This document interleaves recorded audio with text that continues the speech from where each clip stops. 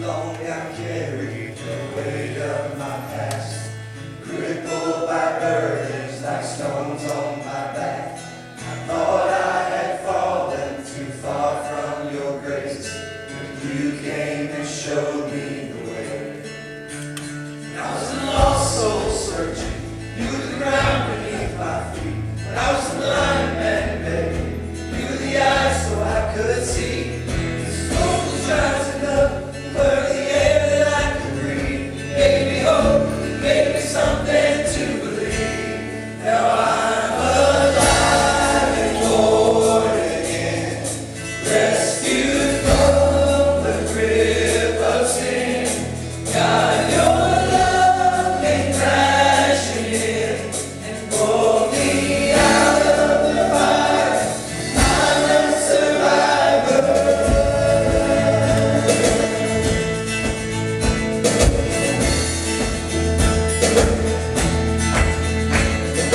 All I can see are the fields of your grace. Wherever I run, you're leading the way. You shook the shackles off my feet. I found redemption on my knees. You gave me hope, you gave me something to believe. Now I'm alive and born again, rescued from the grip of sin. God, your love came crashing in and pulled me out of the fire. I'm a survivor.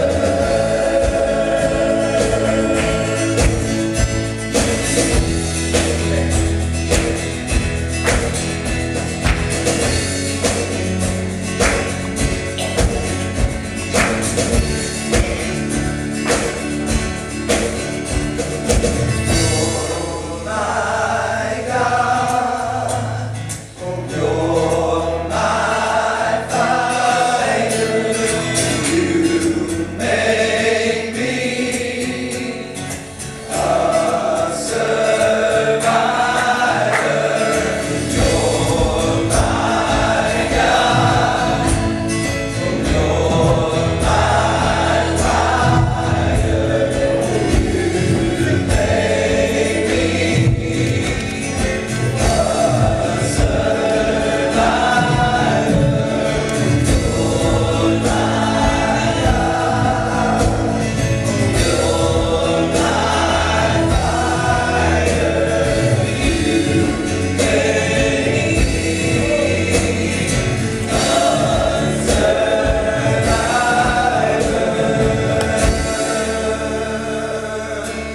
Now I'm alive and born again, rescued from the grip of sin. God, your love came crashing in, pulled me out of the fire. I'm a survivor, alive and born again, rescued from the grip of sin.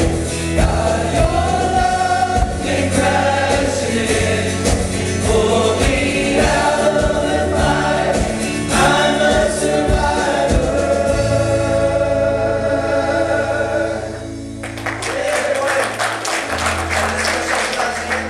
Go tell somebody hello. Let them hear.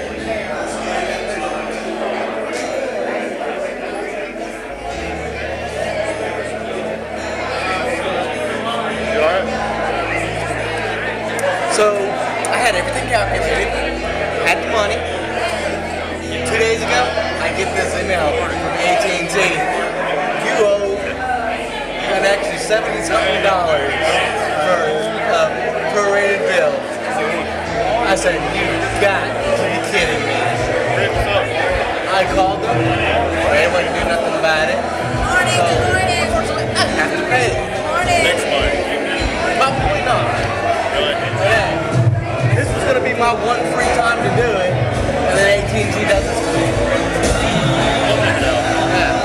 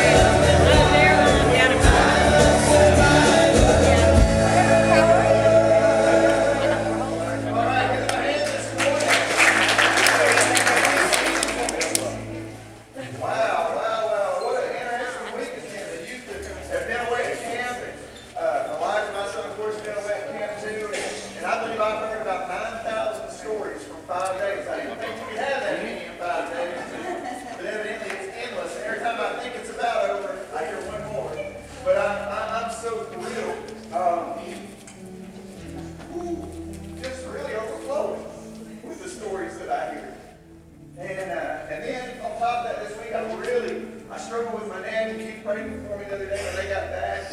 And I went to the doctor again, and they basically told me the same thing that the other one told me, and get over it. And no, they told me that it was going to get better, and I got this morning, I was perfect. I had been perfect for a long time. What's funny is all through this process, weeks after week, that I'll get up on a Sunday, and every Sunday I'll feel good. And it's like the God just released me, gives me that.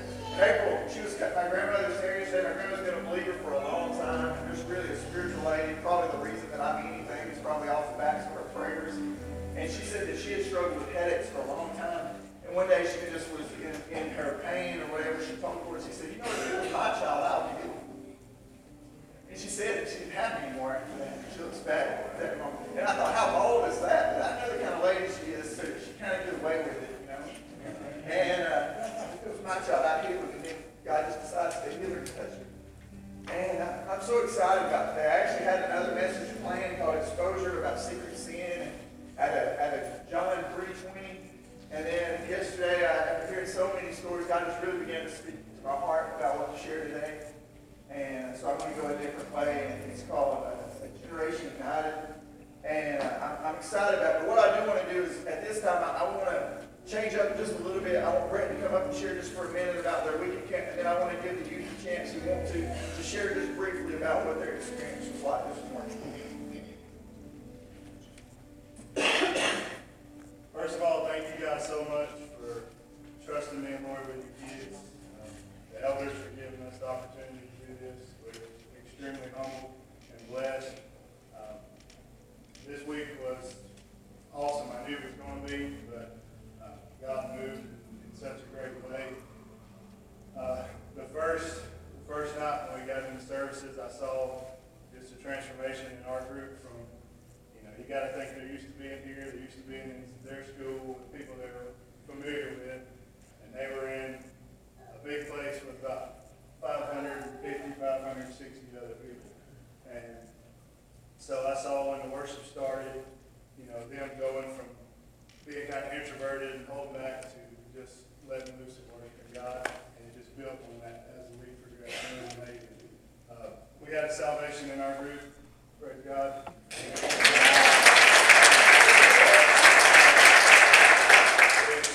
If everything else was terrible the rest of the week, and we didn't get anything out of it other than that, more than worth it. It was awesome. We had people filled with the Holy Spirit. It was just a great time. It fired me up and started talking to Matt about some things. He's like, "Yeah, I got to preach this other message I got." So it's good stuff. I thought we came out of it pretty unscathed until I got to Jack's this morning. We go to Jack's every Sunday, and I ordered our food, and then I ordered 2 drinks, and the lady typed it in and gave me 2 senior drinks.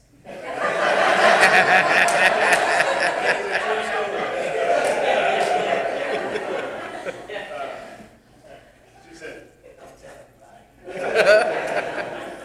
"Sorry, lady." But that's a true story. The Lord said, "You guys own that." But it was awesome. Again, thank you guys so much. There's so many memories that were made just from that week. One of the things that I keep laughing about, if you just see me randomly laugh, it's probably about this. The girls got to be in a lodge room. I don't want to take up too much time, but they were just by themselves. The boys, we had too many that would fit in the lodge. So we got put in a cabin. So we're in a cabin room with people from about 3 other churches. And on the 4th of July, one of the dudes from another church was walking through and he had these little bitty hats that fit on the top of your head. And he was excited, like, "Y'all want hats? You want hats?" And Caleb just put the stone face, looked at him, "I got diabetes." So he kept the mood light all week. He kept me cracking up. We got some big time leaders in this group. I see leadership potential, and I'm going to shut up and let any of them that want to come up and talk to you talk. But thank you guys so much. It was an investment that you'll never know the impact of. It's going to keep going and going and going. So, thank you. Keep it going.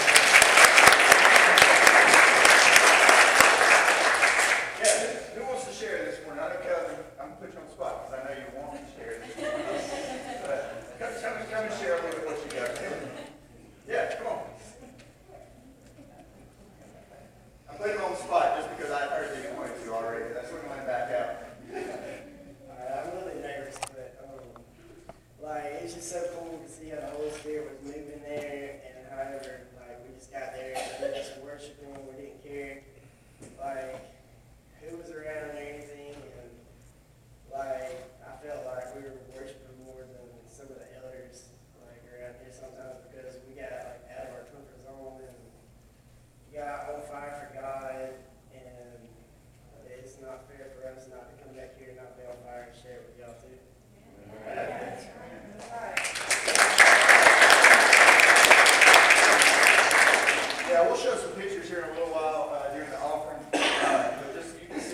opportunity to speak. Is there any other youth that would like to share?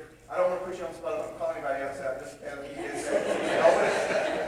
there anybody else who'd like to say, hey, I'd like to share something I'd like to tell? And if not, give it to them privately, because I promise you, they have a lot to say. Elijah can tell you about every little aspect of it from beginning to end. He's pretty fired up about it. But aren't you proud of our student ministry? Amen.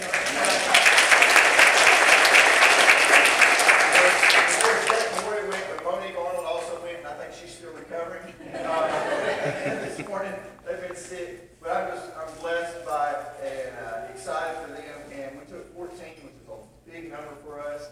And I just think this is just the foundation for the next year for us. And we're going to see some great things. And I'm excited because now we start preparing for VBS.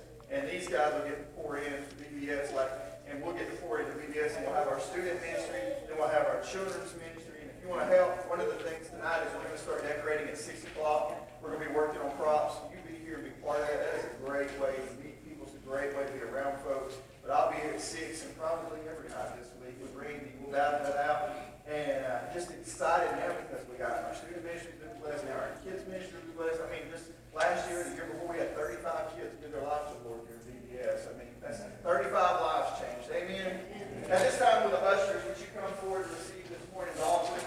And guys, would you show the video that I have down there at the bottom during the offering? Make sure the sound is up so you can hear this. But hold on so we can pray. But thank you. And last week, what a great day we had celebrating together. And I'm excited to preach to you this morning. Let's do this. Lance, will you open us up in prayer?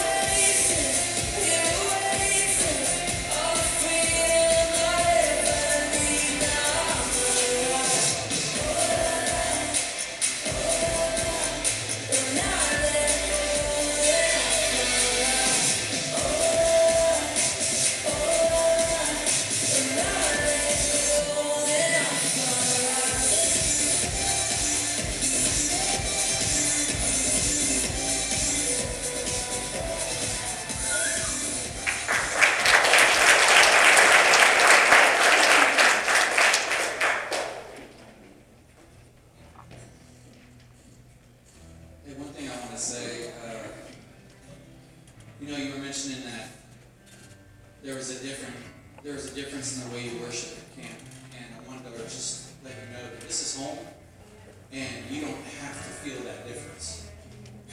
As a matter of fact, as a parent, it would be my greatest honor to see my kids worshiping like that. And as an adult, it would be my greatest challenge to not let the young people out-worship me. So, by all means, you have any freedom that you want to worship God. And He meets you at your expectation. So when you come expecting from Him, you'll get from Him. And if you come with no expectation at all, don't be disappointed, because He will only meet you where you want to meet Him. And so just come, challenge me. Alright? And worship. This is a safe place. As a matter of fact, I'll probably break down in tears just knowing that you guys are having an experience of a lifetime with God. Alright? So just worship.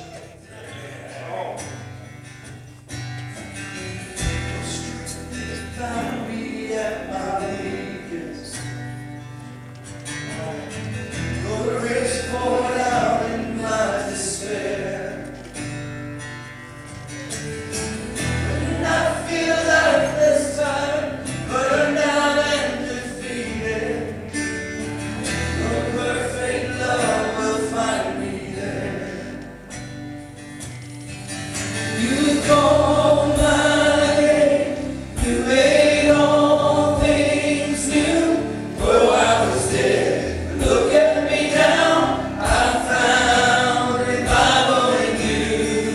You gave me life, 'cause that's what you do. Oh, I was dead, look at me now, I found revival in you. My dreams were breathed into existence. My broken heart began to beat.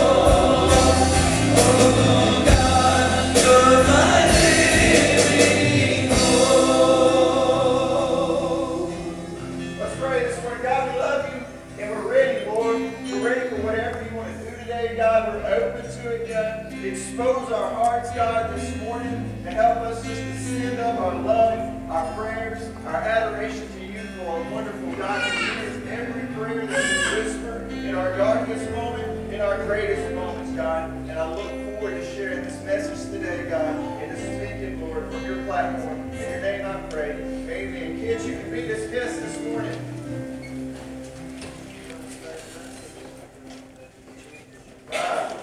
I tell you what, nothing fires me up more than youth camp. I am the product of youth camp. I probably went to about 1 billion of them in the time that I could. I think my last summer as a senior, I think I went to 3. I led worship at 2 of them. And God just used youth camp to mold me and to make me, and I'll be honest, sometimes just to survive. My church wasn't like this church, and this may not be some of your ideal situations.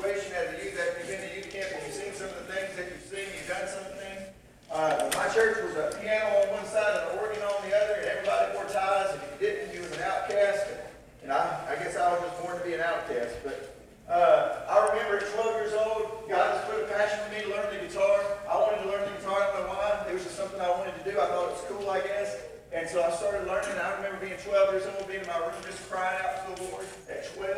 And it's so huge for me that my son goes to camp this year at 12 years old, because I just remember 12 being so monumental for my life. And like I said, we didn't have praise and worship like you see it here. And I remember when I was 15, I went down to the altar at a youth camp, and I was praying at one end, and I started praying, and all my friends were there. There were several of us, and I said, "What are you praying about?" And they said, "We're praying about starting a band." I said, "That's what I'm praying about. God's telling me to start a band. I don't know how to start a band.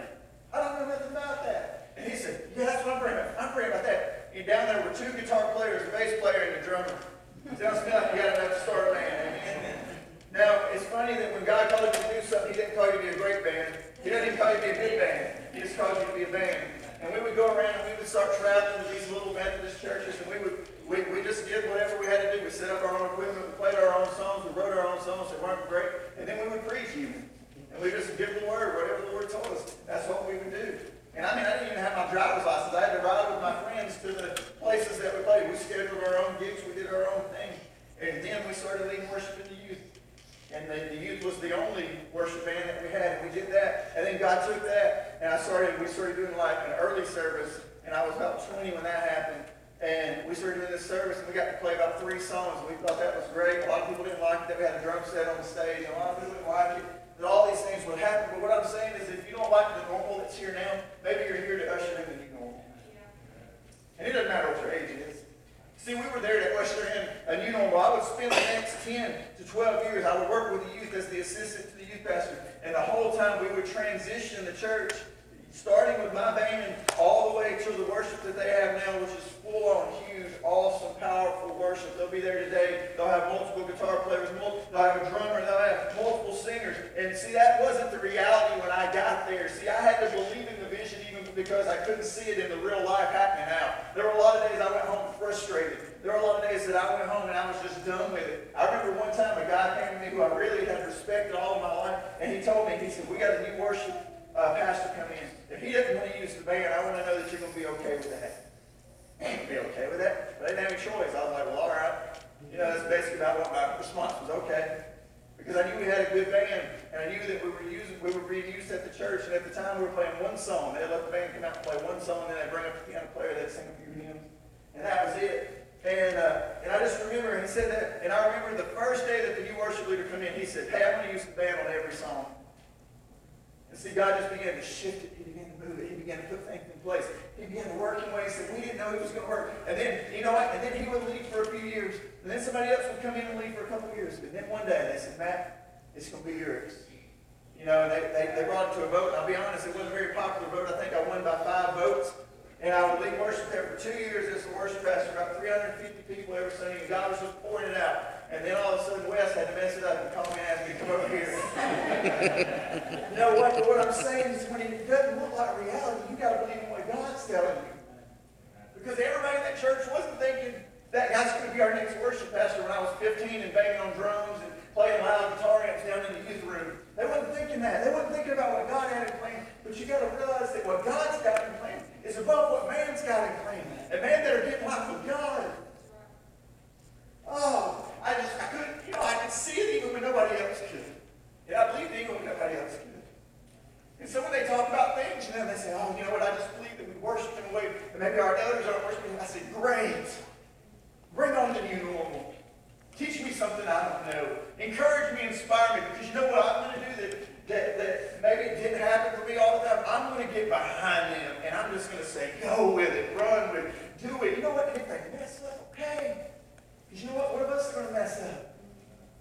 You know what? I had this message prepared, and it was called Exposure, and I looked at it yesterday morning, and I was confident in the message. I thought it was good. Wasn't 100% with it, but a lot of times I'm not. I'll just preach whatever I get. And then about noon yesterday, this stuff started rolling out of me, and I said, I've got to encourage our young people after they get back from camp. And hopefully in encouraging them, I'll encourage you. And I'll say this, it's called Igniting a Generation, and I remember being a youth and just longing for someone to set the example for me.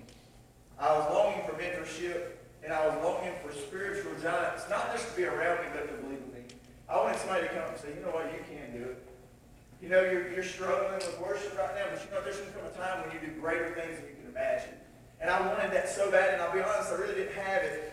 And I have great parents, and they supported everything I do. I remember my dad, one time he took me down, and he bought me a guitar, and he said, I'd rather you play the guitar than ride the skateboard. And I said, good enough. And I felt like he was supporting that dream.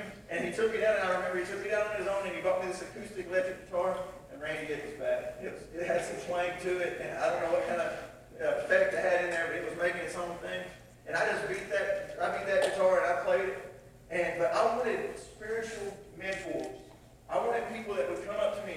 Man, it is so important for our students and our kids for somebody to look at it and say, you know what? You can, you will. You can and you will. I mean, there's adults around here waiting for people to tell them that. To say, you know what? Dream the dream. Believe it. Because God has got a bigger plan for you than you can imagine. And boy, I love it. I love it when somebody would come to me and they go, you're going to do great things.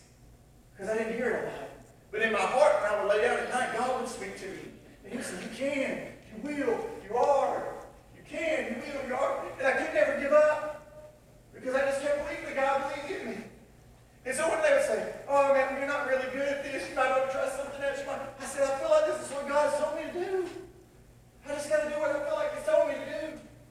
And every day I didn't have a lot of people on my side, but I believed that God was for me. You know what I tell you, youth and students? I tell you, don't wait on us for revival. Because your time is not in the future, your time is today. Look at this verse. 1 Timothy 4:12, let no man despise thy youth, but be thou an example of the believers in word, in conversation, in charity, in spirit, in faith, in purity. What is happening with y'all, the beginnings of what is occurring here is special, and it's God anointed, and it's God ordained, and it's for a reason. And after today, I think you're going to understand that reason a little bit more. Because you're not some just random student in the schools that you go to. You're now modern day missionaries. And there's no place more fertile than the school. And you know what? They won't let me in as a 7th grader. They won't let me in as a 10th grader anymore. If I do, I just become some creep that's hanging out at the school. But you know what? You can go in and you can do it. And I would say this, why don't you set the example? Set an example so high that your father and your mothers have to live up to it. You can be the spiritual leader. It doesn't matter where you come from. And it doesn't matter. This is for anybody at any age, at any point in life. You know what? If you want to lead, get up and lead. All you got to do is seek the Lord and go after Him. You know what? We got to quit tripping over our own self, and quit tripping over our past, and quit tripping over what we think and what they think, and start asking God what He thinks. You know what? I don't know every answer. So what do? I just keep going back to God, and there's days where I go, I have no idea what to even tell somebody. And God just says, you can, you are, and you will. You can, you are, you will. You can, you are, you will. You can, you are, you will. I hear it. It just keeps reverberating in my mind. It just keeps on passing through. And it's just like this loop that never ends. I just get up believing that God says I can. Some days I hurt. Some days I feel bad. Some days I don't have answers. Some days things happen that rock my world. There's been so many times that I was so fired up for the Lord, and something happened, something came along that just hit me at my knees, and I was like, well, what now, God? And He says, you can, you are, you will. You know what? I realize that you can do it. Henry Ford was smart, and he said, this where you think you can or where you think you can't, you're right. And I've lived this. I think I can. I think I can. I think I can. And you know what? I believe that the Lord says, well, you know what? You're right. You know that Daniel, he was young. And he's captive at the same time that Shadrach, Meshach, and Abednego are. Yet, he's young, but yet he's one of the most influential people for God in a foreign empire. Can you imagine living in a place where no one believes in God but you? And can you imagine living in a place where they say, you know what, if you don't do what we say, you're going to die. And Daniel said, you know what, well, that's fine. Then I'll die. And what he found out, though, is all of his power that Daniel had came through surrender. It came through surrender. When he gave up, God was able to do miraculous things. And I think the older we get, the more we forget that. We always go out. Oh, I wouldn't be very good volunteer at VBS. Well, I just don't know how to do it. You might be the greatest yet.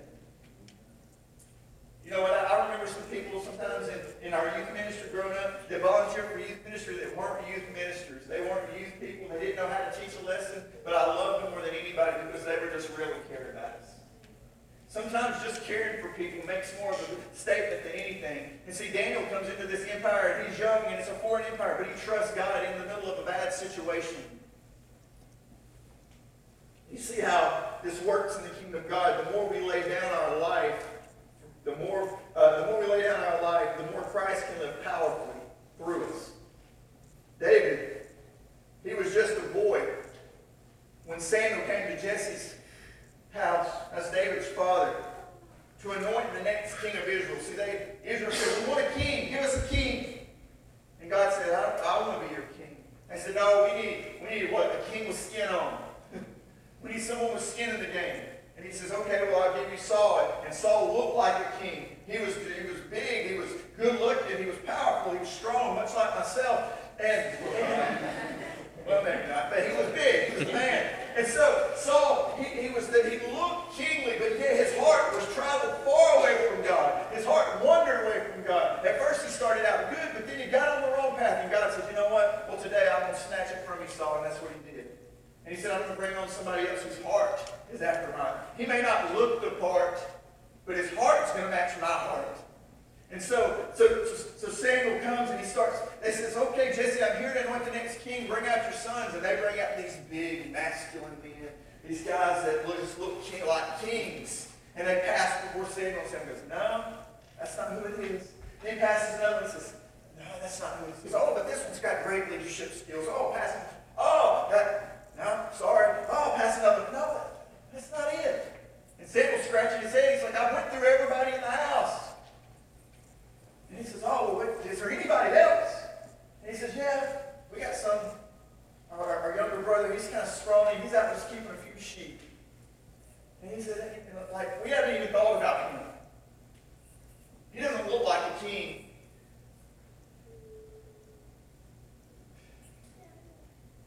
God would take that scrawny shepherd boy, make him the greatest king that Israel's ever had. Israel's flag still has what? The Star of David on it. It's because what man thinks doesn't matter. It's what God thinks that matters. So you say, you look at your life and say, "I'm not important. I'm not even important in my own house." You might just be the one thing that God wants to use. See, David was the underdog of all his brothers, yet in God's eyes, he was the perfect man for the job. David would one day simply obey his father's command to check on his brothers. And that day would change everything. David, he arrives on scene. His dad says, "Hey, take this cheese and give it to the commander of the army." He says, "And go check on your brothers because they're fighting in a battle against the Philistines." So David says, "Okay, my dad told me to, so I'm going to." See, obedience opens doors. Obedience opens doors for God. Maybe you say, "Well, God's not moving my life." I'm saying, are you being obedient to what he's asking you to do? Are you being obedient to your parents? Are you being obedient to your bosses? Because, see, obedience opens doors. If you go to your work every day and you're obedient to what your boss wants done, you know what? You'll excel in your job. But if you go and you buck against the system because you don't like it, you know what will happen? You'll continue to buck against the system either till you're fired or you'll just stay where you're at and you'll never move up. But obedience opens doors. When I'm obedient, it opens doors, and that's what David does. He's obedient to his father. And so he goes down to check on his brothers, and when he gets there, he finds the whole Philistine army, and they're shaking in their boots, and they're tired, because there's this giant man who's almost 10 feet tall, and he's up there mocking them. And you know what? Usually you would think that somebody would get tired of somebody mocking you like that. That you'd say, "You know what? He's not going to come against us. Look at all of us. We'll go up there and we'll kill him." But they didn't do that. Even Saul, and it just tells you about the character of the king at the time. He's hiding in his tent. You know what, Saul? Even if you didn't think you could have defeated him, maybe you could have put your armor on and you could have went out and died with some honor. And you know what? Maybe it would have inspired your men to fight something that they thought they couldn't come against. See, sometimes we've got to sacrifice in order that other people might succeed. And that's what he does. He goes out, and David gets there, and David's just a boy. And he says, "You know what? I'm not going to take this." He said, "God's delivered the bear into my hand. He's delivered the lion in my hand. When I was keeping my sheep, they tried to kill my sheep, and I just went out and I just killed them. And I did it because God gave me the power to do it." And so David, he gets on the scene, and David, his brothers, they start ridiculing and asking if he's just being nosy being there. As soon as he gets there, people are already underestimating him. But by the end of the day, a giant was laying dead in a field. A boy was carrying around the giant's head.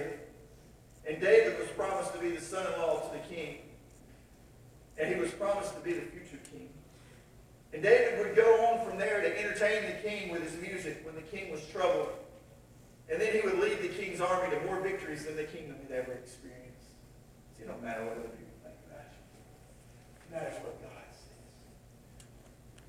You know, it was 3 young men who said, you know what, we're not going to worship your God here in Babylon. We're not going to bow down to this statue. We're not going to do what you tell us to do. We're not going to keep coming out here and serving this God like you want us to serve. We have one God, and he is the God of Israel. That's who we're going to go. And you know what they said? Even if it means the fire, we're going to go through the fire. But we believe that God is going to deliver us from the fire. And then you know what they did? They walked right on into a furnace that had just killed the people that threw them into it, bound up, tied up. And then when they were inside, God burned off their shackles, he burned off their chains, but never touched their flesh. Why? Because he walked in the middle of the storm with them. And you know what? It was young men that were leading that day, and young men still lead today. They rise up. They can do whatever God tells them to do. See, when we surrender our will to the Lord's will, it empowers us to accomplish more than we ever expected. Look here. Surrendering your will equals power to do God's will. You know what? When I set out as a 15-year-old with a band, and I did not think that I would change the culture of the church. I did not think that I would influence the worship of the church. I didn't know if they would ever even catch on. All I did was every day I said it about myself to do what God was saying. And when I said it about myself to do what God was saying, you know what? Things began to change around me because he changed the environment around me. I could not see the end result when I began. And you won't see the end when you begin. The things that God wants to do. When Gideon began to see himself the way that God saw him, he became one of the most respected and feared men of his time. Remember when he first found Gideon's in the wine press and he's hiding from the enemy. And the Lord comes up and he said, "Greetings, mighty warrior." And Gideon looks at him like, "Who are you talking to? I'm not mighty. I'm not big. I'm not strong in my stature. I'm the smallest clan, and I'm the smallest of my clan." And God says, "Greetings, mighty warrior," because what does God do? He calls you by the name that he sees you as, not the name you see yourself. You got to rise up and believe. And my question in life would be not, "Lord, what do you want me to do?" Not, "Lord, where do you want me to go?" My question in life would be, "Lord, who do you say I am?" Who do you say I am? Because if I can ever believe what God says, I can do mighty things. Because it doesn't matter what man says. It doesn't matter what my dad says, even though he's a great man. It matters what God says.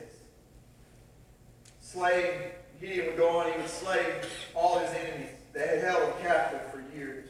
And in one day, everything changed when God began to work. He said, "Oh, my life's just stuck in a rut." You know what? One day, everything changes. If you look at the story of Joseph, as a boy, his father favors him.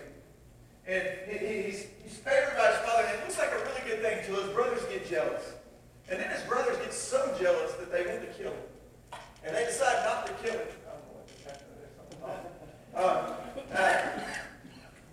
But his brothers decide to kill him. But then they don't kill him. They throw him in this hole, and one of his brothers thinks, "I'll come back and get him later." But they end up selling him off as a slave. And he gets hired on into the Egyptian home there of Potiphar. And Potiphar's house just like succeeds greatly under Joseph's leadership.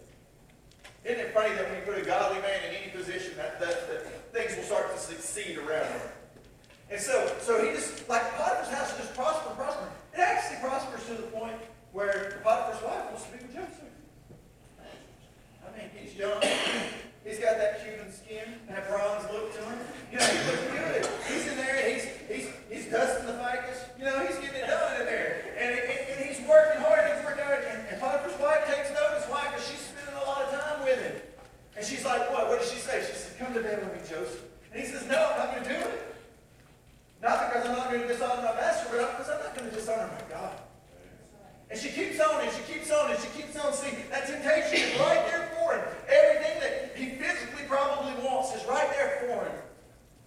But he says, "No," and then she grabs him by his coat, and he takes off running, and he says basically that he leaves naked because he just gets out of there. And so she says, "Oh, I've been rejected, I've been rejected, I can't handle this, so I'll go tell Potiphar that he tried to have his way with me." It's not the truth. It doesn't mean you ain't going to suffer for it. I've had people tell things on me that wasn't the truth, and I suffered for it. But God ultimately has the praise at the end. And so you can't get too mad when things come against you that you can't control. You just got to believe that God still has a purpose and that God is still in control. And so what he did, he gets thrown into prison. He's there for quite a while. He's there, I believe, a few years even. Can you believe that you would be serving in prison for something that you did not do? How injustice is that? You're sitting there, you're looking at your life, and you're like, God, I've not done anything wrong. Why am I here? And it's funny that even in the prison prospers under the leadership of Joseph, because when you put godly men in bad situations, the situations get better. You say, why am I at my job? It stinks. Maybe you're there to be better. Maybe you're there to impact the culture. Maybe God needs good men in bad places so that bad places would become good again. Oh, why do I have to suffer over here? Everybody here doesn't love you, God. Why did you send me? That's exactly why I sent you. God used me. Why do I have to go to this job I hate? I thought you wanted me to use you. I thought you wanted to be used by me. I put you in a place where you can be used, but you don't like how I'm using you. And so he's down there, and he's serving, and he even interprets a couple of dreams, and he tells the guys, he says, when you get up there, tell the king I'm still down here. Don't let him forget about me. And what happens? Nothing. They forget. They forget. And then one day when Egypt is about to just turn bottom up in the king of Egypt, the Pharaoh there, he's had this horrible dream. And he can't understand it. They said, oh, there's a guy in jail that knows how to do that. And he comes up and he interprets the dream by the power of God. And you know what? In one day, he went from the lowest of the low to the highest of the high. You know how, you've seen the pictures of the pyramids in Egypt. You've seen all their gods that they had. This was a big, booming place. And Pharaoh told him that day, he said, the only person that's going to be higher than me in here, he said, you'll be higher than me. The only way I'll be higher than you is in name only. And here's a foreigner, forgotten prisoner, who goes from the prison to the palace in one day. And tell me that God doesn't have a plan for our life, and that he can't direct your steps out of the situation that you're currently in into the situation that you want to be in if you'll just follow. I mean, if you remember the prisoner who's forgotten about, who's done nothing in the prison, and can bring him from the prison to the palace in one day, what can you do in your life? And we're all thinking that God's forgotten us. And the whole time we're right where we need to be. So you can bloom wherever you're planted. Joseph simply set out to be obedient, and God honored his obedience. And one day, God brought Joseph from the prison to the palace. And one day, he became the most powerful man in Egypt. What I've realized is it doesn't matter where you're born. It doesn't matter who your parents say you are or who they say you're not. It doesn't matter what your teachers say or what your coaches say. All that matters is what God says. And what he says, there ain't a man that can take it away. You don't have to believe what anybody said about you, but you can trust in what God says about you. I figured out this too. Age is not relevant. Young or old. Abraham was very old, and yet he fathered nations. Samuel was very young, but God used his leadership to guide the formation of the kingdom of Israel and correct the former wrong inside the temple. Look at this. Psalm 119, 105, thou word is a lamp unto my feet and a light unto my path. You say, well, how do I get from one place to the next? Well, I'll tell you this, you need a lamp. How do I get, who struggles in darkness? People who walk in. If I don't cut on any lights in my house and I go through, you know what, I'm going to die, because number one, Hojo's going to leave toys everywhere, and it's going to be some of the worst pain that you could ever experience. Elijah used to love Legos. He didn't walk in his room barefoot. He had black carpet, and if the light wasn't on, you couldn't see anything. You could die before you could get to the other side of the room. It was bad. But you know what? If I have a lamp, if I have a light, you know what I do? I kick all the things that are distracting me. I kick all the things that are hazards to me out of the way, and I walk around them. Thy word is a lamp to my feet. How do I get from one location to the next in my life? You know what I do? I use the word of God. And you know what? It lights up the path before me, and I can follow Christ wholeheartedly and fully because I know all the obstacles, because his word shines light on me. You say, oh, why am I stumbling through life? I'll say this from you in the word. Is it something that you love? Is it something that you follow? Is it something that you read even when you don't feel like it? Because it's guiding our life. In other words, I can see clearly on any path if I let God's word guide me. If I follow him, I end up where he's going. It's beautiful because I've watched this in such a short time happen, but our student ministry has been set on fire. And I'm saying, do not wait on us to start revival. Why don't you just lead the way? Y'all are strong enough.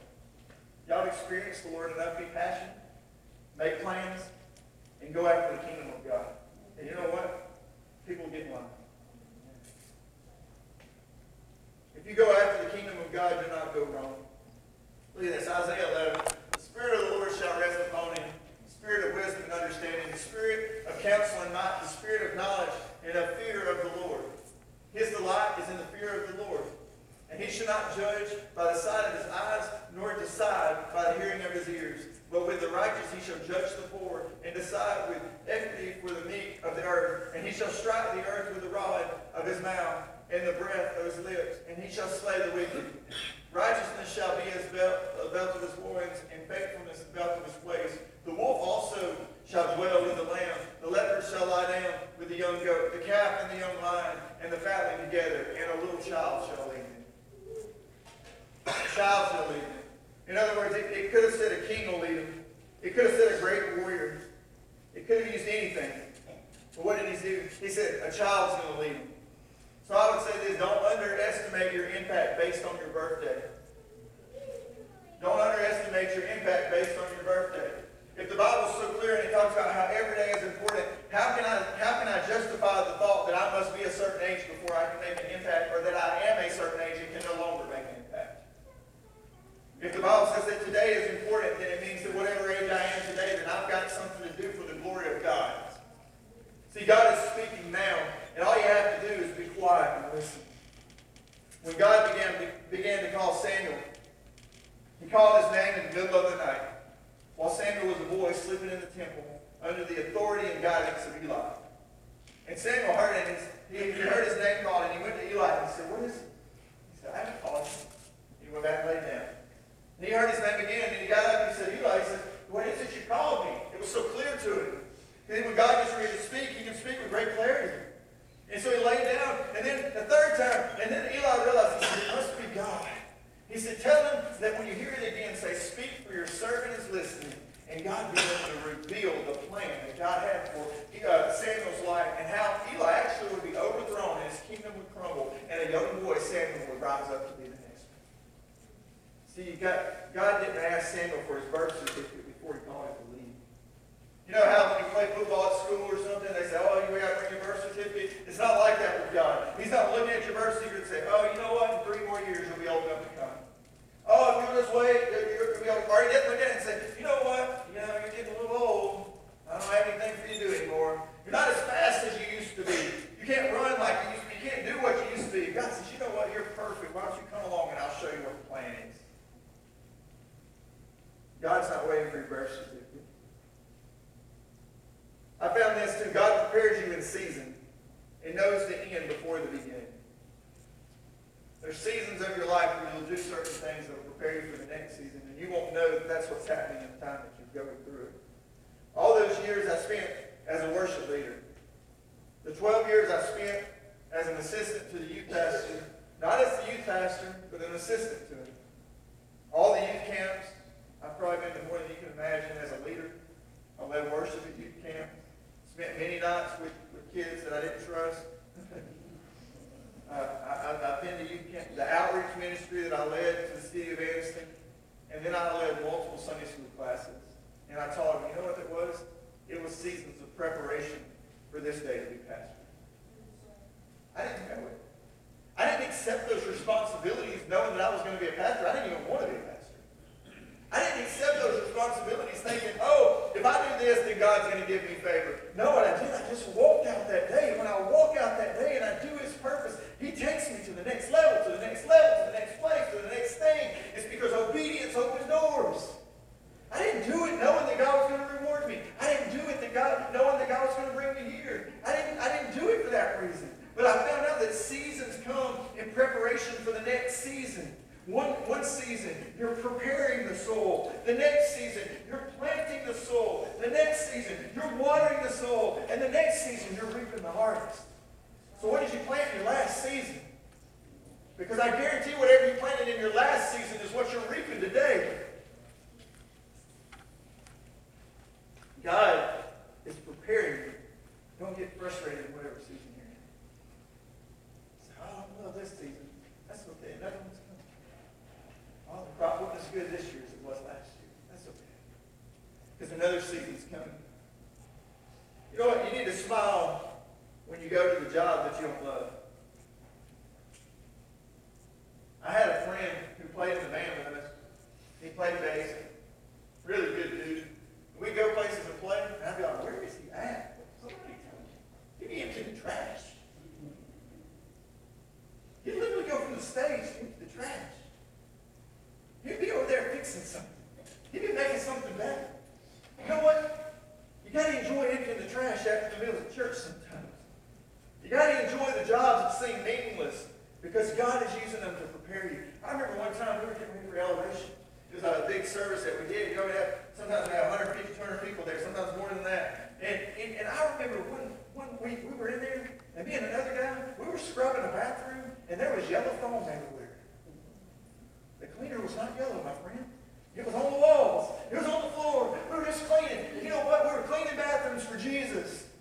Because what God sees done in private, He rewards in public. It's not wrong to go in there. I can clean a bathroom just like everybody else. I'm okay with that. Some of you people, you're here on days where nobody else is here, and you know what? You're working, you're vacuuming this place, you're picking up trash, you're getting things ready. You know what? And God is honoring that season. And you know what? You're going to reap it tenfold in the future. It's coming. Some of you who work privately, you don't tell anybody, you give anonymously, you just give, you do things. You know what God's going to reward you. He's going to carry you to the next season, because when you plant in one season, you reap in the next one. Respect His timeline because He knows what He's doing. The disciples were young men when God called them out to change the world. They simply walked in the shadow of the Master, and they learned all they could. They operated under His authority and power, and after He rose again and ascended into heaven, they walked in the power they had witnessed the Master perform. Why? Because seasons prepare you for the next season. And thought, oh, I'm just following Jesus. Here's the man I believe to be the Messiah. He says He's going to die and He's going to rise again. When He's going to rise again, we're going to be okay. So He dies, and they're like, oh, I didn't see this coming. And I'm like, how could you not see it coming? But they didn't see it coming. And then He rises again, and they celebrate Him. But then He says, I'm going. We go out, reach the whole world. And you know what? They were prepared to go because they had spent time with the Master in the preseason. The disciples walked in more power after Christ was gone than when He was with them. They knew what they believed in their first season ushered them into their next season.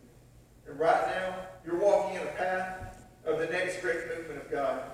And I found this, is that when you walk in the shadow of the Master, you catch the overflow of His anointing.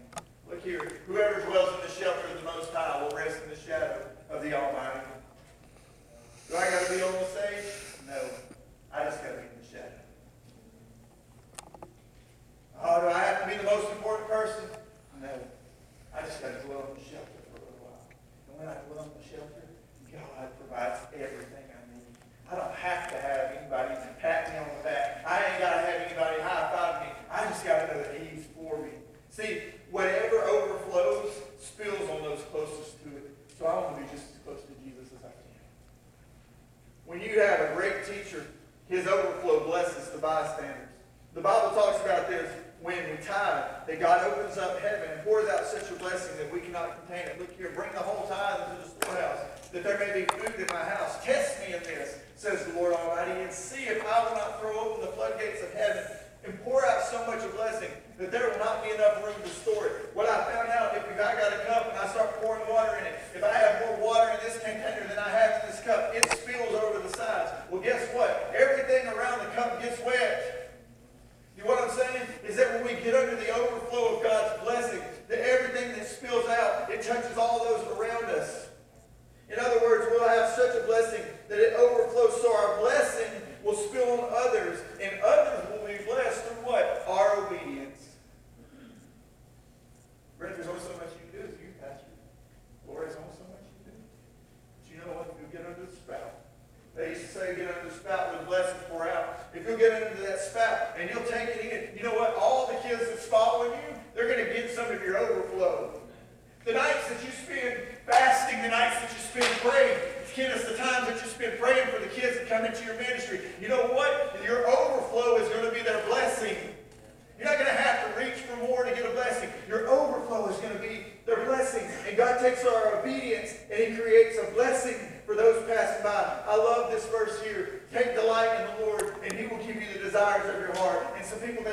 verse and they say, oh, I'll have a new car if I just delight in the Lord. Oh, I have a new home if I delight in the Lord. And I realized this a long time ago. You will receive the desires of your heart because when you delight in the Lord, He makes His desires your desires. And I found that when I went to the Lord and I experienced the overflow of His abundance, I don't believe anything else. What good is a car compared to the presence and the Holy Spirit of God? We had a youth get saved this week. Man, you gave their life to the Lord. I trade everything I got for that. See, when I get to heaven, I won't have the desires that I have now. Because I will find full delight in the Lord. And the relationship with the Almighty extinguishes my selfish desires because the more I know Him, the more I want Him. Then all of a sudden, everything I used to be known for, it kind of fades into my new identity in Christ. And I no longer want the same things that I used to want. I no longer walk the same. I no longer talk the same. I don't even pursue those things because my focus has changed. See, because what I found this is you'll pursue whatever you're focused on. So I say you've got to keep your eyes fixed on Christ because everything else is vying for your attention. Some of you think that you have the least to give. You ain't got to raise your hand this morning, but you know you don't. There's some of you here this morning who think you have the least to give. You know what? If I was your enemy, and I knew that you were the most powerful in the kingdom of God, I would want you to think you're the least. I would want you to think that you're not worth anything, because if you ever realize who God says you are, there's not going to be anything that can stop you. So why wouldn't I tell you that you know what? If I was your enemy, if I was coming against you, why wouldn't I look at you and say, you know what, you don't matter at your house, you don't matter at your family, you know what, you're not even that good. So that's what I would tell you. Why? Because I don't want you to realize that you're powerful for Christ and that He's going to take you and do things that you never expected you could do. You know that Peter was just a fisherman until he met Jesus. And Saul, better known as Paul, was just a religious destroyer of Christianity. David was just a simple shepherd boy. But all of that changed when they shifted their focus. When they got their mind on the things that God had for them, it's amazing how God took the shepherd boy to the kingdom. It's amazing to me how God took a prisoner to the palace. When Peter began to focus on the Lord, and he told him, he said, listen, you're going to be fishers of men. And you know what? All Peter knew was fishing. He probably, all he thought about was fishing, the times of the day, the times when the fish was out, but you know, he didn't care anymore. Why? Because God changed the desires of his heart. He no longer wanted to fish for fish anymore. God said, you're going to be a fisher of men. And he said, you know what? This is what I was created for. And he would lay down his life for it. God saw the powerless as powerful. He saw the counted out as valuable. And right now, I'll be honest with you, that God is up in heaven, or God is in this room all at the same time, and He's daydreaming about what you can be. Believe who God says you are, even when the world doubts you. Be so close to God that you can understand His whispers. My sheep listen to my voice. I know them and they follow. You say, how do I distinguish the voice of God from all the other voices? Number one, God's voice always agrees with God's word. So God's voice always agrees with God's word. You know what? The more I know His word, the more I know His voice. And the more I know His voice, guess what? I'm familiar to it. Like I told you last week, I'm in a crowd of 300 people, and my dad yells my name. Guess what I'm going to do? I'm going to pop my head around and I'm going to go to wherever He is. Number one, because I've learned how to do that. And I can recognize His voice because His voice is familiar to me. You will recognize familiar voices in the midst of the crowd. His voice will stand out amongst the others if you get to know Him. And it's no mistake our students were at camp this week. You know why? Because God aligned your path to be there so He could start setting them apart for His purpose. That's why you're there, guys. God ordained it. It wasn't just your parents wanted to see you. It wasn't that maybe you even didn't want to go. It was that God ordained your time and said, you know what? You need something that's at this camp because I'm going to use it to plant a seed for the harvest that's to come in the next season. And I got something for you. And if you'll reach out to God, I'll show you what it's going to be. And He ordained your path for His purpose. And it's no mistake that you're here this morning, all of you. And He's trying to align your life with His purpose. This is not just another sermon. This is a supernatural wake-up call and appointment for those of you who have been running from God. I believe today is one of the days where you better listen up and you better wake up because your time's running out. I don't toy with God's timeline. Number one, because I don't know when the end of mine is. Why do I run every day? Why do I run after Jesus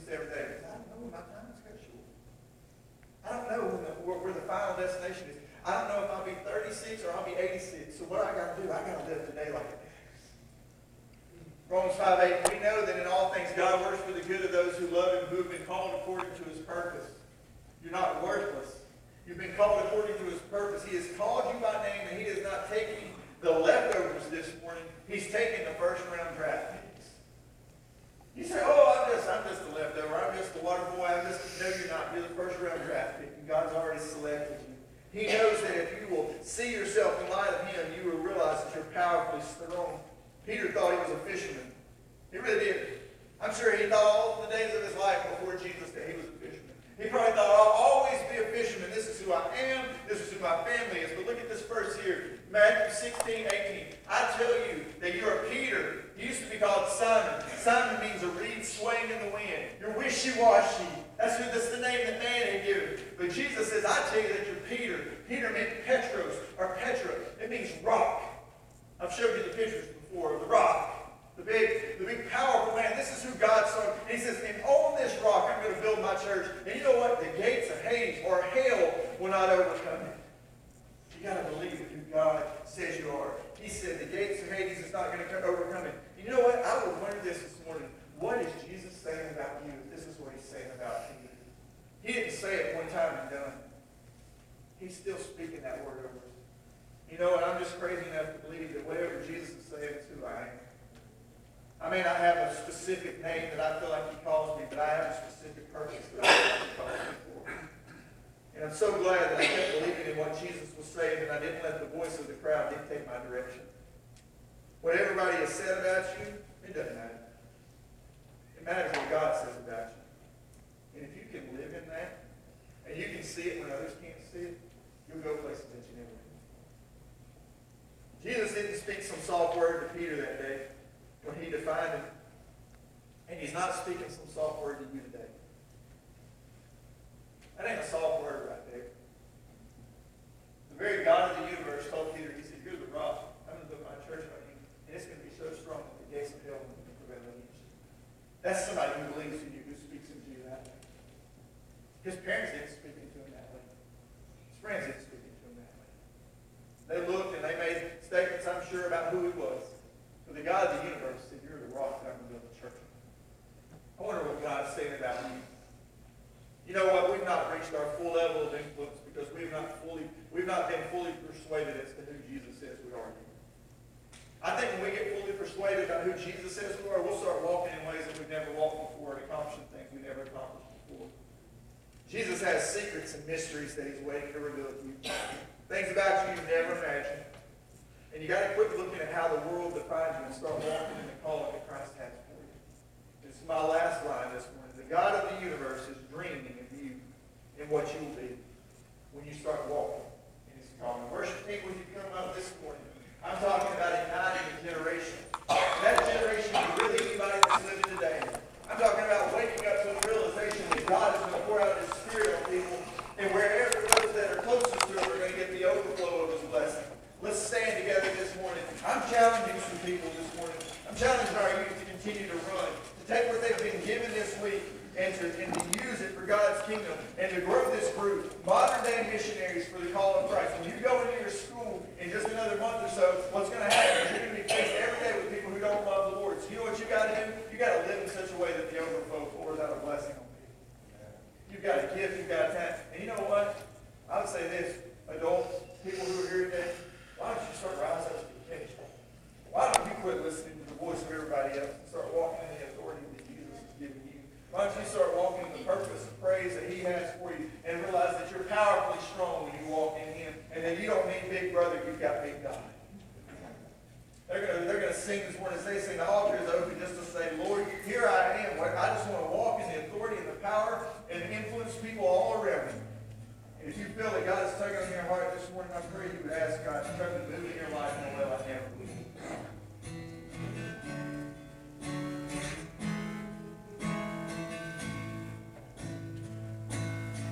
Unravel me with the melody. You surround me with a song.